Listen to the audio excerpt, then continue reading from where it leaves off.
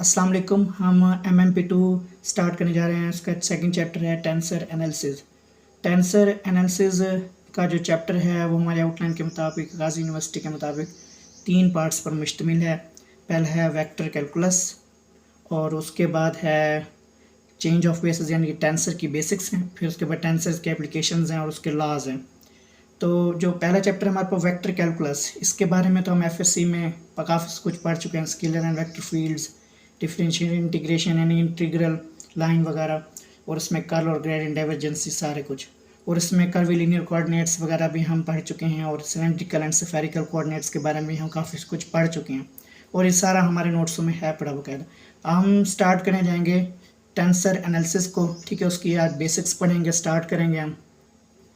Change of basis tensor यानी कि इसकी बेसिक्स हैं, ये हमारे उसके कंटेंट्स हैं, जिसमें हमारे कार्टेशियन टेंसर्स, रैंक उसके, सिमेट्रिक एंड स्क्यू सिमेट्रिक और कॉन्ट्रावेंट और कोवेरेंट, ठीक है, ये सारे टॉपिक्स हो गए। उसमें टेंसर अलजेब्रा में और इसके हमारे पास लॉज और एप्लीकेशंस वगैरह हो गई।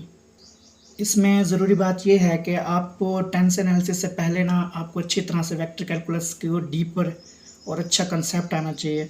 आपको वेक्टर कैलकुलस के बारे में कुछ ना कुछ आइडिया ज़रूर होना चाहिए, काफ़ी कुछ, ताकि आप टेंसर्स को समझ सको। असल में ये जो हमारे पास वेक्टर और स्केलर्स होते हैं, ये इसी की टाइप्स हैं टेंसर्स की। जो टेंसर होता है हमारे पास ये मेन, आज हम इसके बारे में एक न्यू कंसेप्ट है, इसको हम रीड करेंगे, उसको एनालिसिस करेंगे इसकी डीपली जाके। तो वेक्टर और स्केलर ये स्पेशल केसेस हैं किसके, टेंसर एनालिसिस के, ठीक है। Introduction to tensor analysis. Tensor describe that a multilinear relationship between set of coordinates related to a vector space scalars, ठीक है।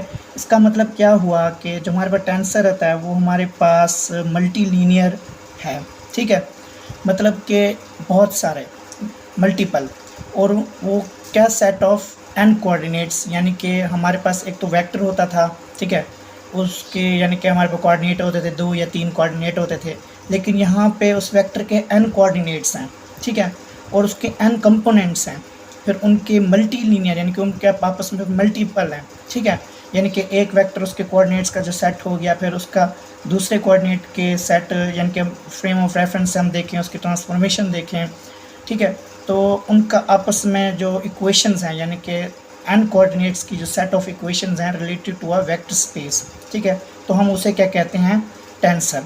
अब वो कहता है जो scalars and vectors are special cases of tensors, ठीक है।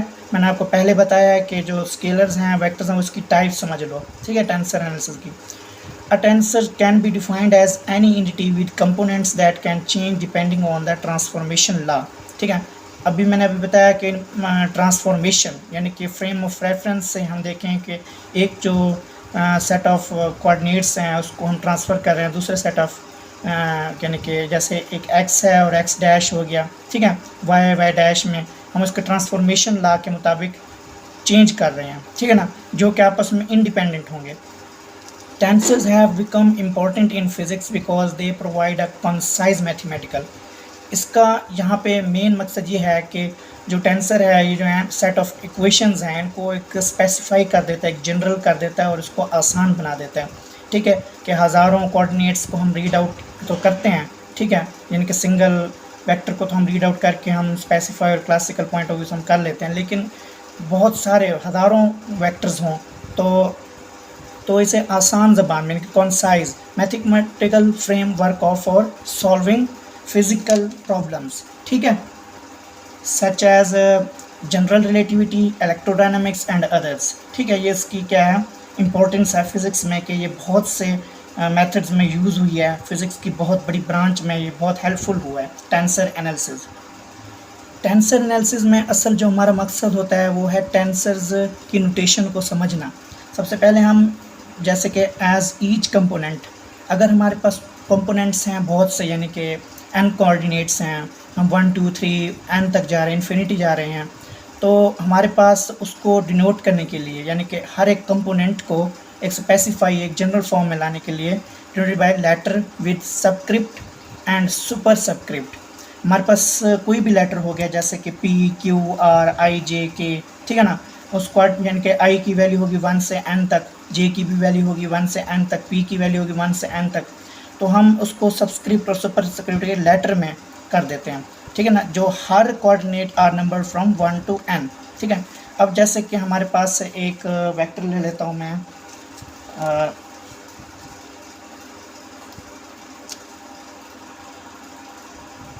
ठीक है।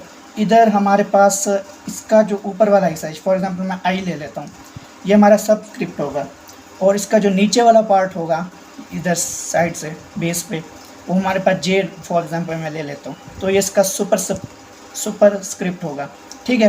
तो ई इसकी नोटेशन होगी, कोई भी लेटर से हम इसको ले, जहाँ पे पी क्यू भी हो सकता है, हम अपनी मर्ज़ी से के एल एम एन जो भी ले लें, ठीक है ना। जो इस तरह की नोटेशन होगी, ठीक है ना, ये टेंसर एनालिसिस की कोऑर्डिनेट, जिसमें आई होगा 1 से लेकर n तक, जे होगा 1 से लेकर n तक, यहाँ उसकी वैल्यूज़ होगी, ठीक है। ये कैसे आया है, बस एक आप जहन में रख लें इसे। अब हम समझते हैं कि जो टेंसर है वेक्टर से कैसे ही आया है।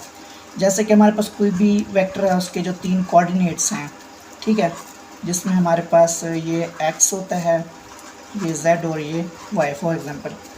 तो उसमें एक हम वेक्टर ले लेते हैं r यूनिट वेक्टर, ठीक है ना, रिजल्टेंट वेक्टर, जिसके पॉइंट p है और ये x y z से रिलेटेड है, ठीक है। ये फंक्शन है किसका, x y z का। तो इसमें हमारे पास ये ओरिजिन ओ है, ओ पी, जो वेक्टर r है, पोजीशन वेक्टर p है, ठीक है ना, जिसे हम x i y j z i unit vector से शो करते हैं, और हम कहते हैं ये r यूनिट वेक्टर क्या है, x y z है, ठीक है ना।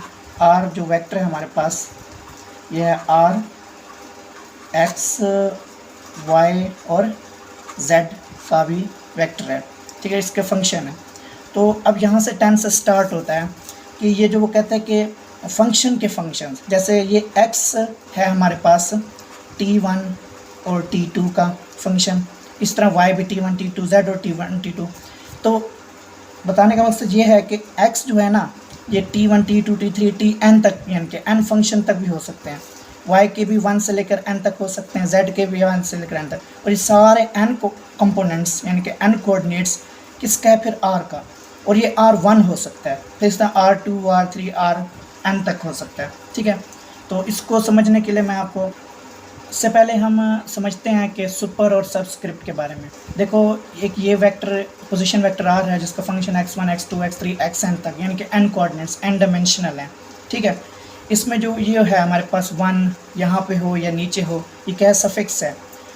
अब ऊपर वाला रियल होता है, नीचे इमेजिनरी होता है, तो हम ऊपर वाले जो सफिक्स है, यानी कि 1 से n तक जा रहा है, और ये 1 से m तक जा रहा है, m, जहाँ पे n की वैल्यू 1 2 3 n तक हो सकती है, m की वैल्यू भी इसी तरह 1 2 3 m तक होगी। तो हम अब इससे हम सुपरस्क्रिप्ट कहेंगे, जो ऊपर वाली वैल्यू होगी उसको हम सुपरस्क्रिप्ट कहेंगे, जैसे हम यूँ भी लिख सकते हैं r = r x i, ठीक है। हमने इसको i में जनरलाइज कर दिया, स्पेसिफाई कॉन्साइज कर दिया। इसी तरह हम इसको भी लिख सकते हैं r = r × x j, ठीक है। तो ये हमारे पास क्या हो गया, सुपरस्क्रिप्ट, सबस्क्रिप्ट, और ये सुपरस्क्रिप्ट हो गया j, ठीक है। इसी तरह हमारे पास ये तो मैंने r है ना, ये x1 x2 x3 और xm तक जा रहा है, यानी कि xn तक जा रहा है। मैं सिर्फ इस x1 की बात करूं अगर, यानी कि हम x1 को x1 की अगर बात करूं, तो ये हमारे पास x1 भी कितने, इसका n डायमेंशनल तक होगा, ठीक है। जैसे अब मैं इसको कह देता हूँ u1 u2 u3 और ये un तक हो गया, तो हर एक वेरिएबल, ठीक है। जैसे कि यहाँ पे x1 ये भी इन तमाम का, ठीक है, इन तमाम का फंक्शन होगा। इस तरह x2, ठीक है, x2 भी इन तमाम का फंक्शन होगा, x3 भी इस तमाम का फंक्शन होगा, ठीक है। तो ये हमारे पास x n तक जा रहा है, और ये भी हमारे पास n तक तमाम इसका, यानी कि फंक्शंस के फंक्शंस, ठीक है, उसे हम क्या कहते हैं, टेंसर एनालिसिस। इसको मज़ीद अच्छे से समझने के लिए मैं फॉर एग्ज़ाम्पल ले लेता हूँ कि हमारे पास एक ये फंक्शन है सेट, एक ये सिस्टम है, ठीक है, ये सिस्टम 1 है और ये सिस्टम 2 है, ठीक है। इसमें सिस्टम 1 में मैं कह देता हूँ कि जो वेरिएबल्स हमारे पास x1 x2 और ये जा रहा है xn तक, ठीक है। उसी तरह ये भी है हमारे पास x1 dash x dash 2 x dash 3 और ये x डैश n तक जा रहा है, ठीक है। अब ये तमाम वेरिएबल किसके हैं, किसके फंक्शन हैं, a1 के, फिर a2 जा रहा है a n तक, ये भी किसके फंक्शन है, a-1 a-2 और a-3, ये जा रहा है a-n तक। ठीक है, तो अब देखो ये तमाम सिस्टम, ये पूरे वेरिएबल इस फंक्शन, इसका फंक्शन है, इसी तरह ये a2 का भी फंक्शन है, इसी तरह ये a-n तक जा रहे हैं। ठीक है ना, ये तमाम फंक्शन है n तक सिर्फ इसके, फिर ये सारे फंक्शन फिर a2 के भी, इसके भी an के। अब मैं कहता हूँ ये बहुत सारी इक्वेशंस बनेंगी n तक। ठीक है, और इसी तरह इसके डैश, इसके रिस्पेक्ट डैश वाली, इनके सिस्टम 1 और सिस्टम 2। ठीक है ना, ये पहला फ्रेम ऑफ रेफरेंस है, ये दूसरा frame of reference n dimensional तक जा रहे हैं फंक्शंस के फंक्शंस। अब वो कहते हैं इन सब को जनरलाइज करने के लिए, इन सब को नोटेशंस को समझने के लिए एक ट्रेडिशन, एक रिवाज है, हम कह सकते हैं उसको कि हमने इस तमाम को हमने a क्या कह दिया, ai। ठीक है, और इन तमाम को कह दिया हमने xi। ठीक है, तो ये ai इस फॉर्म में जनरलाइज कर दिया हमने बहुत सारी इक्वेशंस को। उसी तरह इसको भी हमने कर दिया x-i और ये a-i। ठीक है ना, इस फॉर्म में हमने इसको वो कर दिया, जनरलाइज कर दिया, स्पेसिफाई कर दिया।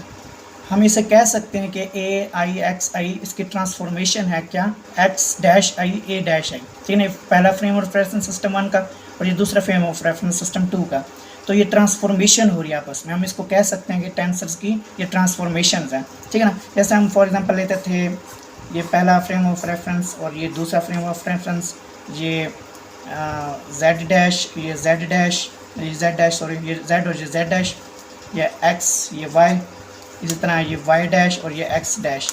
तो हम ये इस तरह पहला फ्रेम ऑफ रेफरेंस, दूसरा फ्रेम ऑफ रेफरेंस और इसकी ट्रांसफॉर्मेशन आपस में, जिसको हमने यूं कह दिया ai-xi और axi डैश है a-i।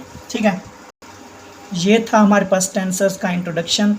क्या सिंपल इसमें एक बात हमने पढ़ी है, मल्टीलिनियर यानी कि n कोऑर्डिनेट्स को स्पेसिफाई कर देना, एक जनरल फॉर्म में लिख देना। ठीक है, वेक्टर्स और स्केलर्स, जितने भी वेक्टर्स हमारे पास हैं स्पेस में, ठीक है, with respect to vector space, n coordinates को मल्टीलिनियर्स, ठीक है ना, किसमें रिलेशनशिप है, सेट ऑफ इक्वेशंस का, सेट ऑफ n कोऑर्डिनेट्स का आपस में रिलेशन है। ठीक है, उसको हमने स्पेसिफाई एक कंसाइज कर दिया है। ठीक है ना, एक जनरल फॉर्म में लिख दिया, उसे हम क्या कहते हैं, टेंसर।